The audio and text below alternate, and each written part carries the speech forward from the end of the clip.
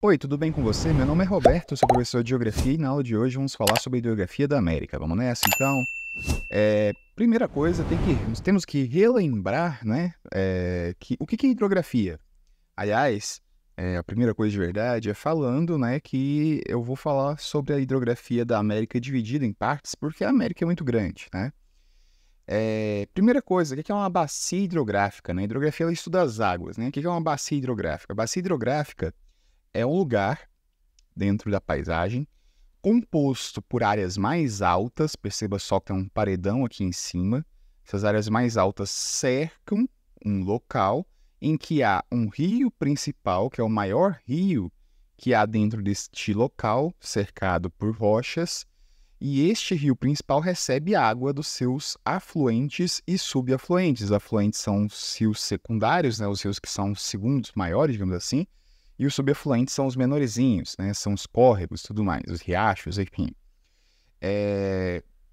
Uma bacia hidrográfica, ela realmente lembra uma bacia, porque ela tem as bordas altas e os rios escorrem para a parte mais baixa. Os rios partem das partes mais altas, das bordas da bacia, para as partes mais altas. E aí, uma bacia é separada da outra exatamente pela borda mais alta. Por isso que é uma bacia hidrográfica, tá? Dentro da bacia hidrográfica, nós temos aquela lógica em que os rios nascem nos lugares mais altos e descem até o local mais baixo, que é a foz do rio, FOZ, foz do rio. É o caso, por exemplo, na América do Sul, do rio Amazonas. O rio Amazonas ele nasce na Cordilheira dos Andes, na parte mais alta, lá nos Andes. Inclusive, inicialmente, o rio Amazonas ele é formado por água de geleira dos Andes e ele desce em direção à planície amazônica, né? Passando por alguns países aqui na América do Sul, chega aqui no Brasil e deságua no Oceano Atlântico, tá? Porque boa parte dos rios fazem esse movimento, né? Eles saem do continente e vão em direção ao oceano, certo? Então, primeira coisa, lembrando aí das bacias, aqui nós temos a hidrografia da América anglo-saxônica, né? É difícil encontrar mapas sobre a hidrografia da América, né, que eles tenham mais detalhes. Então, por isso que eu coloquei esse da América anglo-saxônica. Lembrando, a América anglo-saxônica são os países que foram colonizados pela Inglaterra, aqui na América, mas não é só esse critério, né? Também esses países, né, que foram colonizados pela Inglaterra, que têm origem anglos e saxã de língua, esses países também têm que ser desenvolvidos. E aí, dentro dessas características, nós temos dois países aí que fazem parte da América anglo-saxônica, Canadá e Estados Unidos. Na América do Norte também tem o México, mas eu vou falar a seguir aqui do México também. Tem vários rios importantes dentro da América do Norte, tá? É óbvio que não dá para falar de todos, né? Mas eu vou falar de alguns. Vamos trazer alguns exemplos, né? Primeiro, então, sobre a América do Norte, as vertentes, que são as descidas, tá? A vertente é a descida, aquela inclinação, descida ou subida, dependendo do seu ponto de vista, né? Então, tem a área alta lá, e aí a descida, né, aquela parte inclinada, é a vertente. Então, as vertentes dos rios jogam, né, a água em direção ao Estreito de Bering e ao Oceano Glacial Ártico. Então, esses aqui são os rios mais ao norte da América do Norte, lá na região próxima ao Ártico. Então, as vertentes, as áreas onde os rios nascem mais altas, jogam para o Estreito de Bering e para o Oceano Glacial Ártico, que é o oceano que está no Polo Norte. Os rios congelam no inverno, né? E os lagos são formados por derretimento de geleiras. E aí, falando em lagos, né, vamos pensar nos grandes lagos que são importantes dentro do território americano e do território canadense. Então, aqui nós temos aqui o Canadá e os Estados Unidos, e entre eles aqui, ó, no território canadense já, nós temos aí os grandes lagos. Olha só, os grandes lagos aqui, importantes economicamente, principalmente. Por que eles são importantes economicamente? Porque eles estão aqui na fronteira entre os dois países. Então, o transporte de mercadorias é feito pelos lagos, tá? Transporte de mercadorias, tanto dos Estados Unidos para o Canadá, quanto o contrário, e também transporte de mercadorias aqui através do Rio São Lourenço, que vem aqui para o oceano. Então, esses grandes lagos, economicamente, são importantes, né, por conta dos transportes dentro deles. E lembrando que esses grandes lagos, eles ficam na região mais povoada, tanto do Canadá quanto dos Estados Unidos, né? Eles estão aqui, por exemplo, onde está Nova York. Perceba assim, ó. Nova York, bem aqui na pontinha nordeste dos Estados Unidos, que está Quebec, né, dentro do Canadá. Qual é o mapa aqui mais aproximado, né? para você observar, ó, tem Toronto, né, Ottawa, Montreal, cidades importantes canadenses, né, ao mesmo tempo tem cidades importantes dos Estados Unidos, né, aqui nós temos a megalópole de Chippewa, né, de Chicago a Pittsburgh, né, aí tem a megalópole também de Boswash, né, que envolve aqui também Nova York, enfim. Então nós temos duas megalópolis aqui, então mostra a quantidade de população que tem nesse local. Essa imagenzinha do pica-pau que tá aqui, né, que é aquele episódio que o guardinha do Niagara Falls, né, Cataratas do Niagara, tenta impedir que o pica-pau desça de barril pela catarata e desce direto, né, e aí a galera, né, episódio clássico do pica-pau. Niagara Falls está exatamente aqui, ó, perceba só, pontinho aqui, ó, Niagara Falls, então esse episódio do pica-pau, ele se passa aqui. Apesar do Pica-Pau ter feito na divulgação do live action, no primeiro filme dele, né? Inclusive nesse ano de 2024 tem o Pica-Pau, a parte 2 do filme do Pica-Pau. Quando ele foi fazer a divulgação dele no Brasil, ele foi e fez, né, o boneco, né, a pessoa vestida, né, o cosplay, fez essa cena nas Cataratas do Iguaçu, aqui no Brasil. Mas apesar deles terem feito isso, né, e tudo mais, a cena realmente é lá nos Estados Unidos, exatamente na região dos Grandes Lagos. E dentro dos Grandes Lagos, como eu já falei, né, nós temos aí o Rio São Lourenço, que é um rio importante porque ele é utilizado para escoamento de mercadorias para o Oceano Atlântico. Então perceba aqui, ó, o Rio São Lourenço, ele entra aqui dentro dos Grandes Lagos e ele vai levar, né, a água aqui para o Oceano Atlântico, que nós temos a foz dele, né, Foz do Rio São Lourenço, que é a maior foz em estuário do mundo. Lembrando que foz, nós temos, por exemplo, a foz em estuário, que é o local onde a água do rio encontra a água do oceano e encontra em uma linha reta, praticamente, né? Uma foz é um rio normal, seguindo sua linha reta. E a foz em delta, que, por exemplo, uma foz em delta muito famosa é a do Rio Nilo. A foz em delta, ela tem várias ilhas, né, na sua área que encontra o oceano.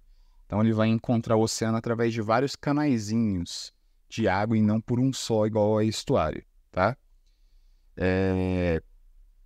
O Rio São Lourenço, como eu disse, né, ele fica na fronteira dos Estados Unidos e do Canadá, então é um dos limites, né? Geralmente, né, as fronteiras elas são feitas exatamente com elementos naturais, né? Então aqui entre Estados Unidos e Canadá temos aí o Rio São Lourenço, ele é importante para escoamento de mercadorias e fica na região mais povoada. Vamos para o próximo rio, que é o Rio Colorado. O Rio Colorado é importante porque ele é um rio que atravessa uma região desértica, ele é um rio perene, é um rio que não seca, né? Esses rios aqui, ó, geralmente quando no mapa o rio ele tem uma linha reta, né? Ele não tem o tracejado, quer dizer que é um rio perene. Quando essas linhas elas são tracejadas, são os rios temporários, e o temporário ele seca em algum momento do ano.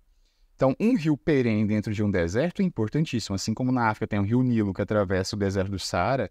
O Rio Colorado, pelo fato de atravessar aqui um deserto, aqui na região sudoeste dos Estados Unidos e noroeste do México, ele é importante para a região. Inclusive para Las Vegas. Tem uma barragem em Las Vegas que utiliza a água do Rio Colorado exatamente porque ele é um rio perene que atravessa o deserto.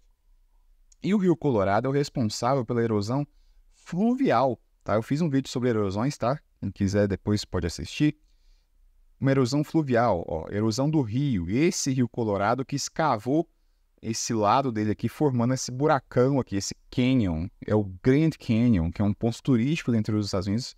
Foi formado pelo Rio Colorado, que foi escavando, né, o seu lado, o seu redor, o seu leito, ao longo de milhões de anos, formando esse canyon aqui.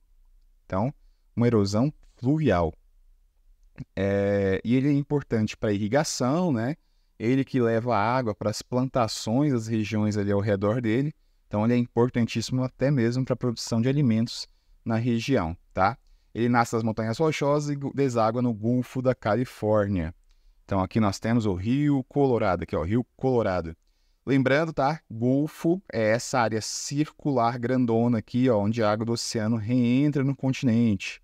Então, aqui ó, nós temos o Golfo da Califórnia, aqui ao lado ó, o Golfo do México.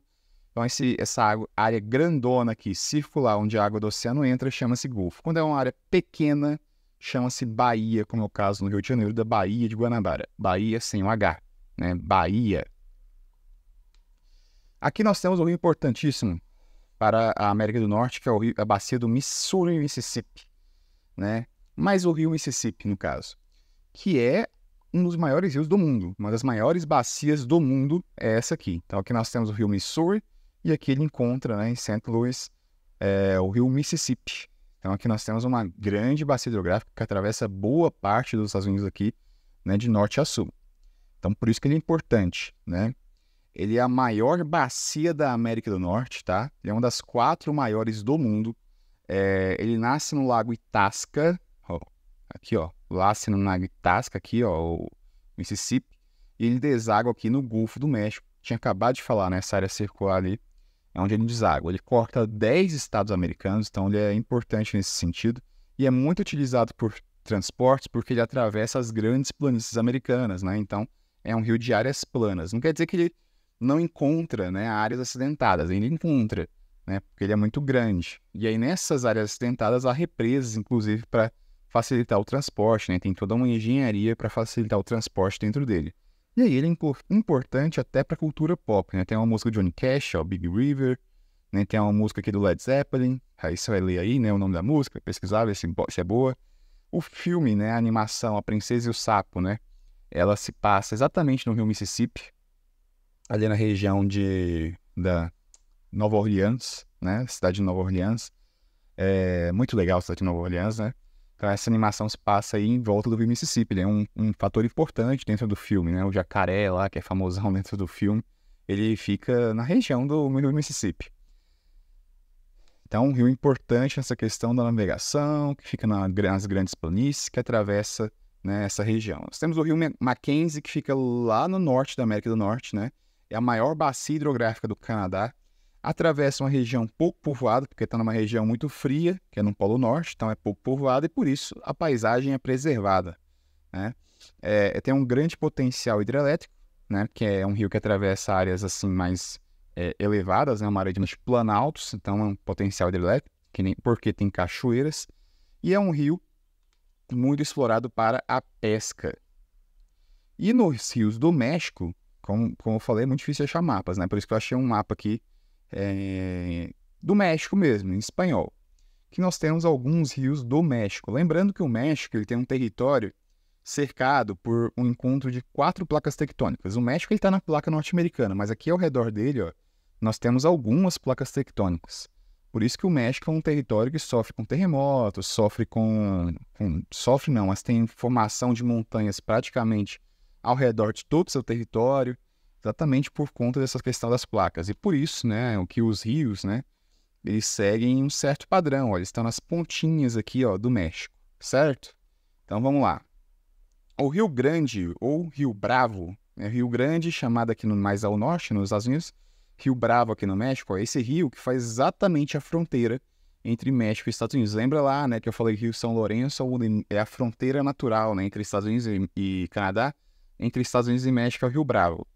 E esse Rio Bravo ele é famoso porque ele é o local de travessia de pessoas, de imigrantes ilegais, né, ou de imigrantes ilegais, dependendo do seu ponto de vista.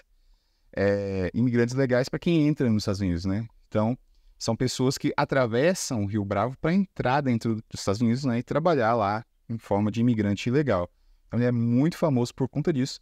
Muitas pessoas morrem na travessia, né? Muitas pessoas são vitimadas dessa travessia aí, que é uma travessia bem difícil para chegar no território americano. No noroeste, nós temos aí rios perenes, né? Assim como o Rio Colorado, nós temos rios perenes ali no deserto no México, como é o Sonhora, e aí vem em espanhol, hein? Esses rios aí são os rios perenes que atravessam o deserto. Bom, aqui nós temos uma pequena amostra, né, da hidrografia da América do Norte, né? Lembrando então que os rios mais importantes, né, são o Rio Mississippi, o Rio São Lourenço, o Rio Colorado, né, os rios americanos ali que atravessam a América do Norte, os grandes lagos ali no Canadá e Estados Unidos, né, Rio Bravo aqui na região do México. Isso aí para mostrar um pouquinho sobre a hidrografia da América do Norte. Eu vou fazer um vídeo também sobre a hidrografia da América do Sul e talvez eu faça aí também sobre a hidrografia da América Central, para a gente ter aí todo o conteúdo sobre hidrografias. Depois farei da África também, para facilitar nossos estudos, beleza? Caso você tenha gostado do vídeo, peço que você deixe seu like e que você se inscreva no canal. Fechado? Obrigado pela companhia e até a próxima.